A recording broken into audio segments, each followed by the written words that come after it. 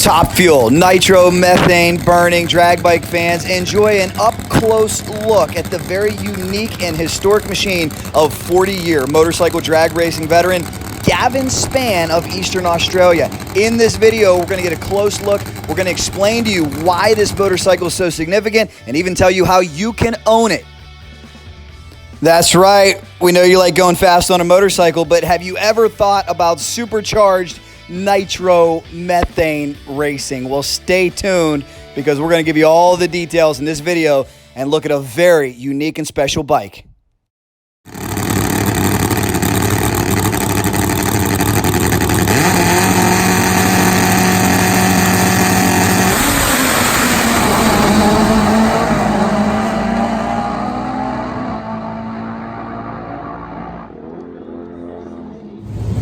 Gavin has a lot of fun with this motorcycle and he's found a lot of success. Now what truly makes this motorcycle special is take a look at that motor right there. It's one of the last motors built by the late great legend Elmer Trett himself. If you're new to drag bike racing and don't know the name Elmer Trett, simply put, he was the Babe Ruth or the Big Daddy Don Garlits of drag bike racing. The first over 200, 210, 220, 230, a pile of championships, so much records, and a legacy left on the sport that is unmatched. Elmer did it all. Well, it's breakfast time in the pit of Gavin Spann. I hope that makes you hungry. It's a great opportunity to get an up-close look and meet Gavin. Let's check it out. Top Fuel motorcycle fans, let's show you one that's very special. A motor that was built by the late great legend, the one and only Elmer Trett. And this machine belongs to Australia's Gavin Spann. Hello, Gavin. Hey, Jack. Great to meet you. You too. Where are you from? I live at Greenbank. I'm 35 minutes down the road from Willowbank. How many years in this sport? I've been around the sport for 43 years and I've raced 33 of them. Oh my gosh, how many championships? One in top bike, one in the lower brackets, back in comp bike back in the 80s, 87, and pro bike I think I was runner-up over the years. So I've been racing all that time, but it's sort of getting near the end now. I was 62 yesterday, so I'll probably won't race too much this year anymore. I'm going to put the bike up for sale, so if anybody out there wants to buy a good reliable bike, it's not a 5-second bike, but it's a mid-6-second bike, and hopefully I'll sell it. But if I don't, I'll come back Winter Nationals next year and do it all over again. And of course, Elmer Trett was the mentor of Larry Spider-Man McBride, who has carried on the torch and became the first in the 5-second zone. As for this awesome motorcycle, it has a 102 sprintex supercharger, a B&J 2-speed transmission, MSD 44 mag with a chrome moly chassis. It has a 100-inch wheelbase, a Racepack computer, and it's been 660s on a shutoff pass.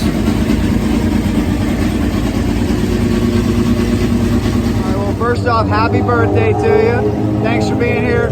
Second off, this is a very special, unique, old school, but also historic bike because taking a look at this motor, I mean, built by arguably the greatest motorcycle drag racer of all time, the one and only Elmer Trett. How special is it for you to have one of Elmer's last motors? Yeah, it's really good.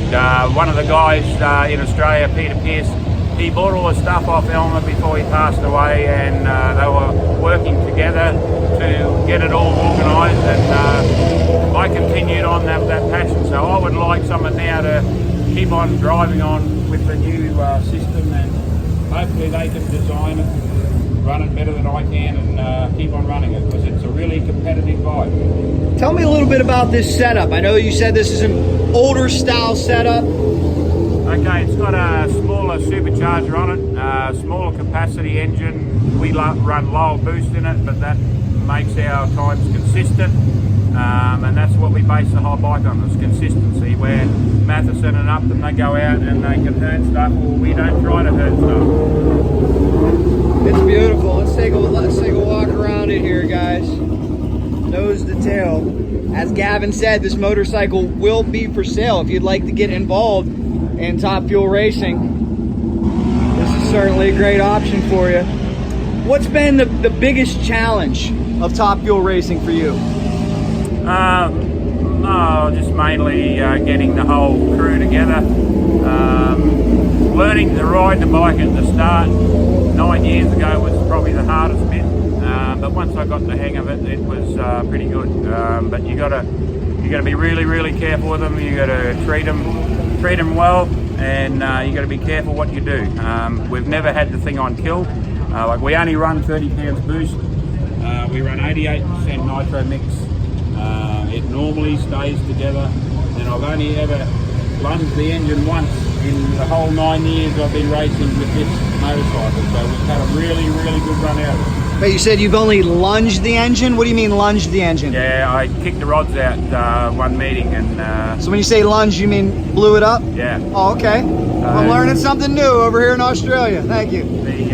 That's astounding. It was our own fault. The engine ran out of oil. It kept on putting the oil back into the puke tank, and well, one guy at one meeting, he kept me on the start line for too long, and anyway, it kept on pumping, and by the time I got to the end, it was sort of low on oil, and then it was only until next meeting we got to the Winter Nationals, and I should have been checking the bearings, but I didn't.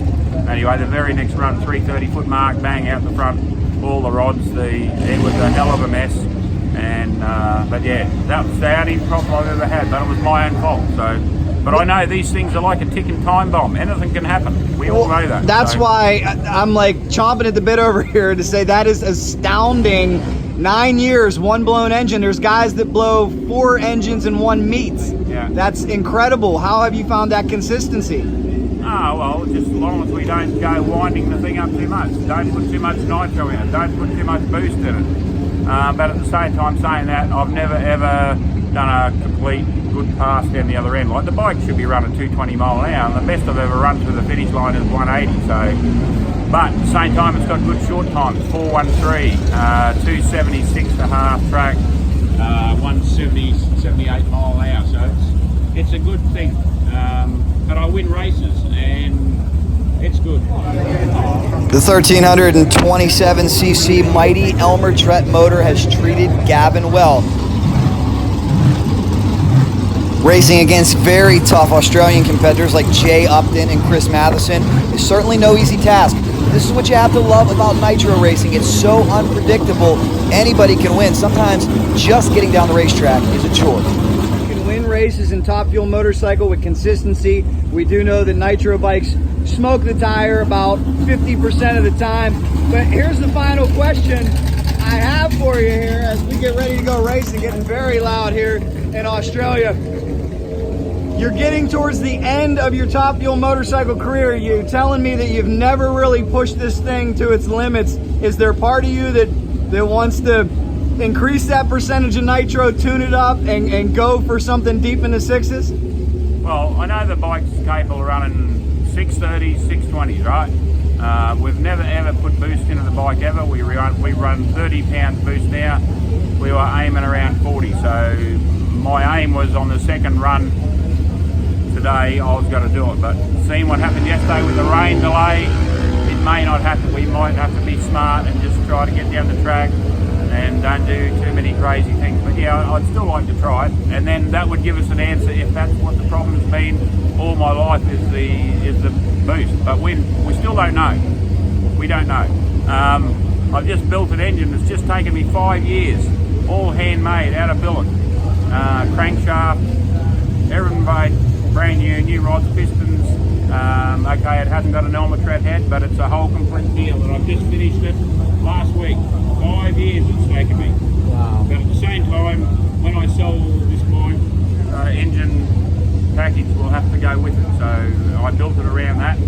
It probably won't fit into too many other guys' bikes.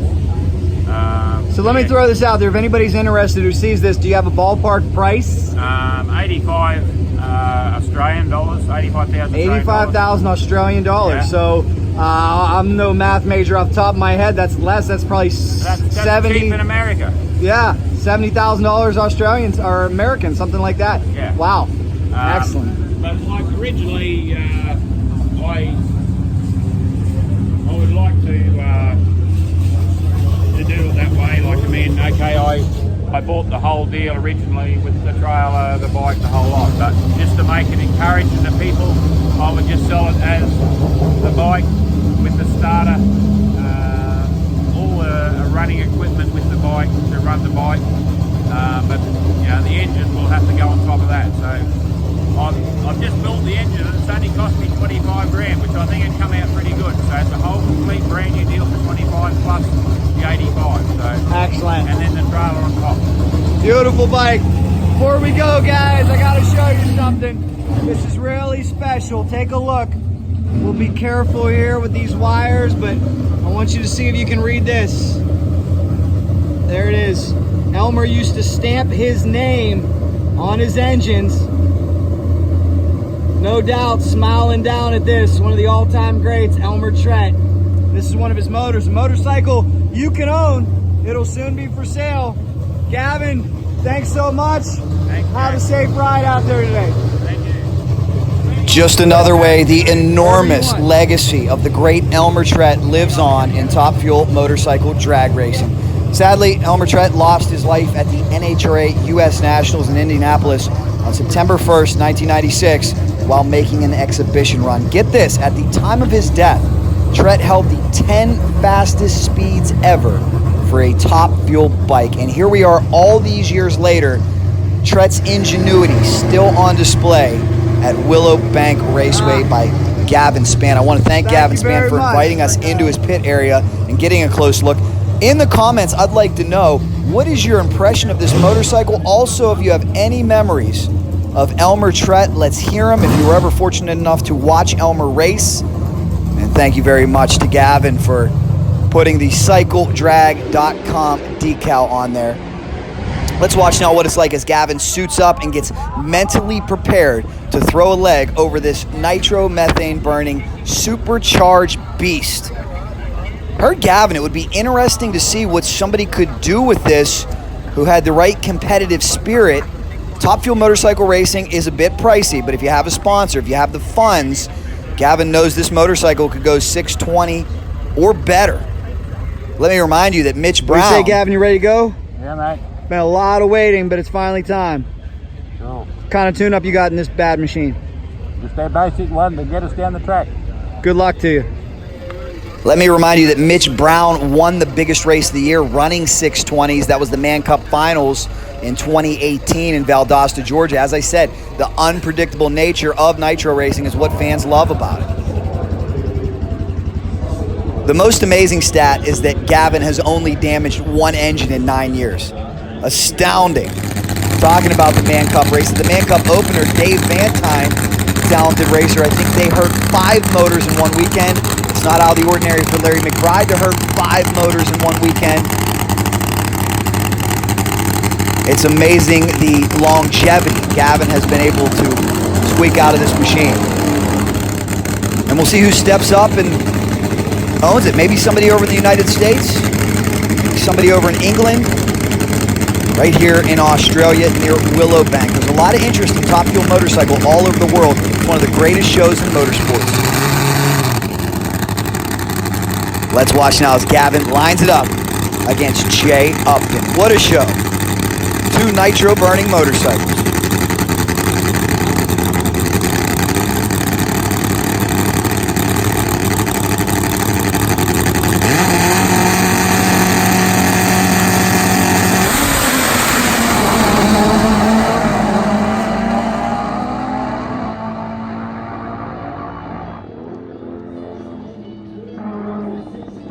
Hope you enjoyed this look at a truly significant and special Top Fuel motorcycle belonging to Gavin Spann. What's truly gratifying for me is that we have showcased so many Top Fuel bikes in the United States. It's pretty cool to shine a light on some of the awesome machines down under in Australia. Who will be the next owner of this bike? Share it around if you have any ideas. It would be great to see somebody in the States end up with it. It's a fast motorcycle for sale. It's probably a machine that could end up in a museum someday, but for now, it's still competitive and has plenty of races left in it. Thanks so much, guys. And by the way, if you like these Top Fuel motorcycles, check out all of our playlists on this channel, Cycledrag on YouTube, cycledrag.com on Facebook, tons of Larry Spider-Man McBride videos, Dave Vantine videos, and a 90-minute video called Chasing Fives about the Australian battle between Chris Matheson and Jay Upton. Check it out, leave us a comment, and enjoy. We'll keep it coming.